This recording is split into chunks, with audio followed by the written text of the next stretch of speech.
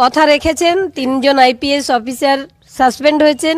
এবার বিচারটা হবে, সবে শুরু। হ্যাঁ, সবে ফাইল খোলা হয়েছে, অনেক অনেক মাথা রয়েছে।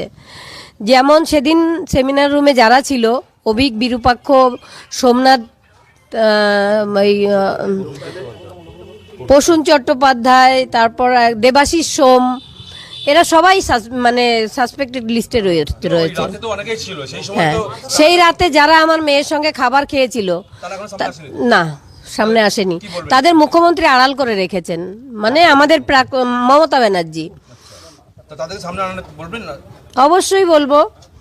ফাইল যখন খোলা হয়েছে, আমাদের কাছে যা তথ্য আছে সব আমরা আমাদের মুখ্যমন্ত্রী শুভেন্দুদাকে দেব।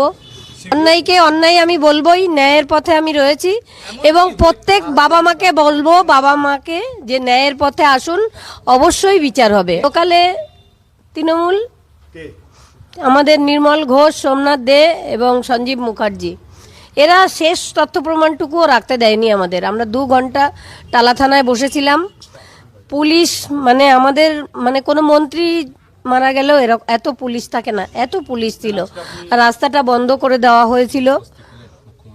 স্বস্তি সেদিনই পাবো যেদিন ওই মমতা ব্যানার্জি জেলে যাবেন, পিসি ভাইপো। মমতা ব্যানার্জির নির্দেশেই এরা সব করেছিল। যখন বিনীত গোয়েল আমাদের সেমিনার হলে নিয়ে গেলেন আমার মেয়ের ডেড বডি দেখানোর জন্য, তখন উনি একটা ফোন করছিলেন। সেই ফোনটাই এনে আমাদের ধরিয়ে দিয়েছিলেন যে সিএম একটু কথা বলবেন। তার মানে কার নির্দেশ এসেছিল? আর শ্মশানেও দেখেছি, চুল্লিতে ঢুকিয়ে দেওয়া হলো আমার মেয়েকে। তখন নির্মল ঘোষ সঞ্জীব মুখার্জির পিঠ চাপড়ে বলছিল ওয়েলডান বয়, ওয়েলডান বয়। তাহলে কার নির্দেশ পালন হচ্ছিল আপনারা বুঝুন। মমতা ব্যানার্জির নির্দেশে। আবার কার নির্দেশে? মমতা ব্যানার্জি সমস্ত এই দুর্নীতি কাজ করে বেড়াতেন।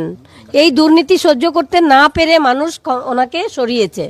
তবে সরিয়ে পার পাবে না, মাথা অবশ্যই